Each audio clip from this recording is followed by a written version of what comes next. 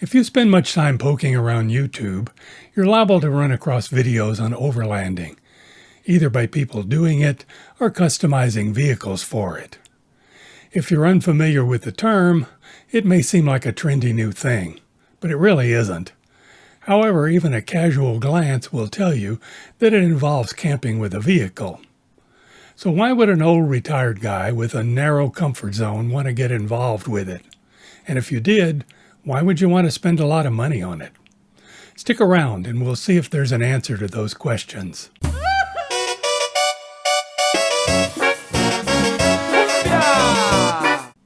Hi, I'm Gary, and I make videos on things that interest me, generally involving technology as a consumer. Hopefully you'll also find them interesting and maybe informative as well. Let's begin by asking the implied question in this video. What is overlanding anyway? Wikipedia says it's self-reliant overland travel to remote destinations where the journey is the principal goal, typically accomplished with off-road capable transport. That's broad enough to cover the subject, but it's pretty general. The fact is that a wide variety of activities does hide under this label. At one extreme, you have people making multi-country overland adventure trips, like driving the entire length of the Americas, or across outer Mongolia, or maybe living in their vehicles full-time, like these Australians we encountered in Big Bend National Park. At the other extreme, you have people like me, who just want to get away from home for a few days and see some interesting country. If you're one of those, this video is aimed mostly at you, because spending a pile of money on an expedition vehicle is probably not on your list of priorities either. As I mentioned earlier, if you're a somewhat cynical senior citizen like me, it may be tempting to think that overlanding is some trendy new thing invented to sell more outdoor equipment. And there is some truth to that. But the term actually originated with Australian cattle drives more than a century ago, and humans have been doing it in some fashion for a very long time. For example, I think you could fairly call Marco Polo an overlander. People started doing today's kind of overlanding as soon as there were motor vehicles. In fact, 80 to 100 years ago, almost any long-distance trip by car was overlanding because roads were terrible and motels were non-existent. For example, this is my family and my uncle and aunt camping along the road on a trip from Texas to New Mexico. The men slept on cots and my mom slept in the trunk of our 1949 Ford. For me personally, traveling has always been about photography. Whether we're touring in some foreign country or wandering around the southwestern U.S. in an RV. It's mostly been in the last few years that I've had to admit there are still a lot of places I'd like to see and photograph where RVs cannot go.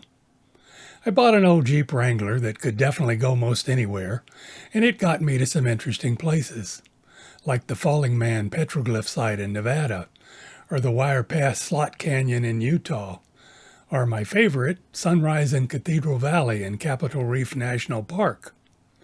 But sleeping in a Jeep is really not much better than the sleeping in a tent that my back won't tolerate anymore. So the Jeep had to go, even though it was also doing double duty as the towed vehicle with our motorhome. That's a subject I might address in another video. However, that raised the question of whether overlanding is actually a practical idea for an 80-year-old guy who doesn't hike so well anymore and who doesn't want to invest in a vehicle just to do this. I had doubts for sure, but stick with me. You see where this is going? If I could work this out, you probably can too. As a retired engineer, the first priority for me was to define the requirements necessary for success in this endeavor. So here's my list of must-haves for it. Yours may be somewhat different, that's for you to decide, but these are actually all pretty basic. I wasn't planning to do really hardcore off-roading, so what I mostly needed was a vehicle capable of driving bad roads that was big enough to consider sleeping in. But it also had to be usable as a family vehicle, which the Jeep also wasn't for a number of reasons. As luck would have it, someone in my family decided to sell their Nissan Xterra at the right moment, so it took the place of the Jeep as our second car. That actually answered all the vehicle questions, because the Xterra can easily go anywhere I have any business driving by myself. And in fact, a number of people have modified them to convert them to overlanding vehicles. So my list of additional needs then got reduced to something like this: a bed, some means to carry, prepare, and eat food, a water supply of some sort, and some provision for storing clothes and other supplies. Oh, and depending on the circumstances, some kind of toilet arrangement. If you've seen very many of those YouTube videos, you'll know that serious overlanders frequently meet these needs with a rooftop tent, a custom built-in drawer and table arrangement, a water system, sometimes including a shower, a refrigerator powered by a large portable power station with solar panels to keep it charged, and lots of other modern niceties. I admit that I was seduced by the appeal of some of that. If you've seen my earlier video on 12-volt refrigerators, which I will link in the description, you'll know that I ultimately decided the whole fridge thing was overkill for me, even as addicted as I am to comfort. But I have one now and it works, so I use it. However, if you really want to do this on a shoestring budget, just get an ice chest. My wife and I have used them for camping for almost 60 years now, and they work fine. You just have to buy ice for them regularly. And in the US, that's not much of a problem. At most, it's a nuisance. If you're somewhere else, that's a different story. We once stayed in a campground in Sweden that had 600 campsites, and the camp store had exactly 2 tiny little bags of ice, even though the temperature was in the high 90s. A fridge would have made a lot of sense there. In any event, the rest of this project has been done on the cheap, even if that was sometimes because I simply didn't want to make permanent changes to the vehicle. Here's what it looks like now, and we'll do a quick tour of how the rest of those basic needs have been addressed without spending a small fortune. You'll have to bear with me for the rest of this video, because I shot it live, even though I don't have a GoPro, a filming assistant, or any of the other paraphernalia of location filming like a wireless microphone. The Xterra has a winch now, because at my age I do not want to be stuck by myself for days out back of beyond, or have to dig myself out with a shovel if I can help it. And it has a roof rack to store all the stuff that otherwise would have to be unloaded to give me room to sleep inside. But neither of those are really essential to the purpose. Otherwise, it's pretty much the way I got it. The interior is totally stock, except for a couple of molly panels to hang a first aid kit, a shovel, and a few odds and ends on. They don't get in the way of everyday use, so they never come out. The rest of the interior is unchanged for day-to-day driving use. It didn't have a navigation system, so I bought a Garmin GPS off eBay for $40 with lifetime maps. I also have a hiking GPS with topo maps for most western states. I'm not intending to get lost if I can help it. Both these work where cell phones don't, and if you're intending that kind of travel, you might want to watch my video on satellite communicators. So what does it take to make this usable for my short-term overlanding? First, how does the bed get installed? The rear seat bottoms and headrest have to come out, but otherwise it's just a matter of folding things down, which literally takes seconds. I made this time lapse of doing it, and then I had to slow it down because it was over so fast. Now we have a bed platform, or at least the foundation of one. You might have noticed that the front of it dips down just a bit. I developed a high-tech solution to fix that, in the form of a length of 2x4 that props it up level. The Xterra bed is not long enough for me to sleep on, so it gets extended with an 8-gallon Action Packer bin that happens to be just the right height and holds all the kitchen stuff. The bed itself is basically a 5-inch foam pad I bought for $30 at a local big box store, with a cover that my wife made from a sheet. It takes a little tilting and sliding of seats to make the space long enough for me. Someone shorter wouldn't need that. The rest of the bed consists of my pillow from home and a sleeping bag, which you're not seeing because there's nothing special about it, except that it zips on the opposite side from most to make it easy to get in and out through the door. Let's look at the rest of the storage for food and other stuff. The butane stove in its little case sits on the transmission hump, and 2 Walmart plastic bins drop in behind the driver's seat. One holds food items and the other one is for clothes and miscellaneous personal items. It leaves the space alongside the bed open for gear that needs to be more easily accessible. The ice chest, or refrigerator if I'm using it, sits at the very back, so it's right there when the lift gate is open for meals. In front of that goes a plastic crate with miscellaneous cables, lights, some leveling blocks, and whatever loose stuff I need to keep handy. Then just inside the door is space for another crate with my super simple water system, consisting of an $8 5-gallon jug and a $10 Amazon pump mounted alongside it. I put a push-button switch on the pump, which works great, unless you accidentally put the crate too close to the door and pump water on the floor. Ask me how I know that. This crate also has room for my small Renogy power station that powers the pump and the fridge. In fact, both of my small portable power stations will fit in it, although a larger one wouldn't. Bungee cords keep all this stuff from sliding back and forth. I love bungee cords.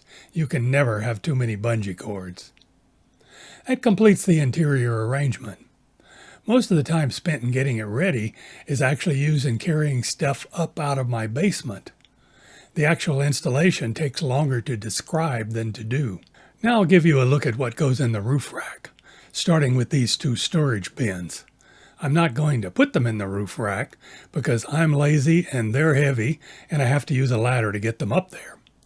But they fit exactly side by side in the roof rack.